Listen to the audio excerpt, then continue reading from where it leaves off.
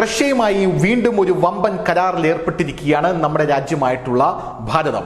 റഷ്യയുമായി കരാറിൽ നമ്മുടെ ഭാരതം ഏർപ്പെടുമ്പോൾ ലോകരാജ്യങ്ങൾക്ക് മുട്ടിടിക്കുന്നു എന്നുള്ള കാര്യത്തിൽ തർക്കമില്ല. കാരണം റഷ്യയുടെ ആയുധങ്ങളാണ് ഇന്ത്യ ഇപ്പോൾ ഉപയോഗിക്കുന്നത്. റഷ്യയുടെ S-400, റഷ്യയുടെ 5ാം തലമുറ വിമാനം ഇപ്പോൾ നമ്മളിലേക്ക് വരാൻ പോകുന്നു. നമ്മളുടെ സ്വന്തം ഫൈറ്റർ ജെറ്റ് എഞ്ചിൻ കാവേരി അത് റഷ്യയിൽ പരീക്ഷണ ഓട്ടം തുടങ്ങിക്കഴിഞ്ഞു. അതുകൊണ്ട് തന്നെ റഷ്യയെ തകർക്കേണ്ടത് നാറ്റോയുടെയും പാശ്ചാത്യ രാജ്യങ്ങളുടെയും വലിയ രീതിയിലുള്ള ഒരു അജണ്ടയുടെ കൂടെ ഭാഗമാണ്. എന്നിരുന്നാലും നമ്മുടെ ഭാരതം റഷ്യയുടെ കൂടെ ചേർന്ന് നിൽക്കാൻ തന്നെയാണ് ഇപ്പോഴും തീരുമാനിച്ചിട്ടുള്ളത് എന്നതിന്റെ ഉത്തമ ഉദാഹരണമാണ് റഷ്യയിൽ നിന്ന് നമുക്കിപ്പോൾ ലഭിക്കുന്ന പുതിയ ആയുധം എന്ന് പറയുന്നത്.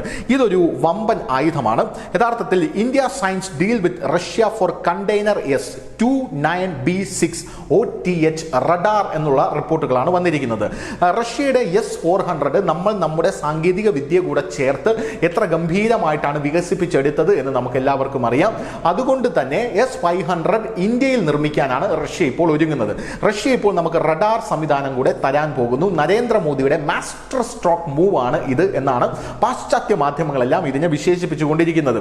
ഇനി ഈ റഡാർ എന്തിനാണ് ഉപയോഗിക്കുന്നത്? നിങ്ങൾ വിചാരിക്കും ഒരു റഡാർ അല്ലേ, അത് തരുമ്പോൾ അതിൽ എന്താണ് ഇത്ര വാർത്ത ചെയ്യാനുള്ളത് എന്നുള്ളതാണ്. പക്ഷേ it is capable of detecting stealth jets and missiles over 3000 km with 240-degree arc and 100 km altitude coverage എന്നുള്ള റിപ്പോർട്ടുകളാണ് പുറത്തു വരുന്നത്. ഇതാണ് ഈ റഡാറിന്റെ ഏറ്റവും വലിയ പ്രത്യേകത. അതായത് 240 ആർക്ക്, 100 കിലോമീറ്റർ ഉയരം വരെയുള്ള സ്റ്റെൽത്ത് ജെറ്റുകളും മിസൈലുകളും 3000 കിലോമീറ്റർ ദൂരത്തിലേക്ക്, അതായത് ഒരു മിസൈൽ 3000 കിലോമീറ്റർ ദൂരത്തിൽ നിന്ന് തന്നെ കണ്ടെത്താൻ കഴിവുള്ള റഡാറാണ് നമുക്ക് ലഭിക്കാൻ പോകുന്നത് എന്നുള്ളതാണ് ഏറ്റവും പ്രധാനപ്പെട്ട ഒരു കാര്യം എന്ന് പറയുന്നത്. 2025-2026 S-400 വ്യോമ പ്രതിരോധ സംവിധാനം ശേഷിക്കുന്ന യൂണിറ്റ് ഇന്ത്യയിലേക്ക് കൈമാറും എന്നും റഷ്യ ഇപ്പോൾ പറഞ്ഞിട്ടുണ്ട്.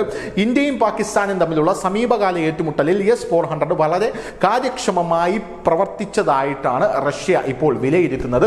അതുകൊണ്ട് തന്നെ ഇപ്പോൾ റഷ്യയിൽ യുക്രൈൻ വലിയൊരു ആക്രമണം നടത്തിയിരിക്കുന്ന സാഹചര്യത്തിൽ റഷ്യയുടെ ക്രെഡിബിലിറ്റി തകർക്കുക, ആയുധങ്ങളുടെ പ്രത്യേകിച്ച് ഇന്ത്യ വാങ്ങി അതെല്ലാം ലോകത്തിന് മുന്നിൽ വിജയിപ്പിച്ച് കാണിച്ച് റഷ്യയുമായി ചേർന്ന് വലിയ ഒരു പ്രവർത്തനം നടത്തുമ്പോൾ RCA ട്രോയിക്ക എന്ന് പറയുന്നത്, അതായത് റഷ്യ, ചൈന, ഇന്ത്യ ട്രോയിക്ക ഒരു സഖ്യം കൊണ്ടുവരാനായി റഷ്യ ശ്രമിക്കുമ്പോൾ നാറ്റോ അടക്കമുള്ളവർ ഭയത്തിലാണ്.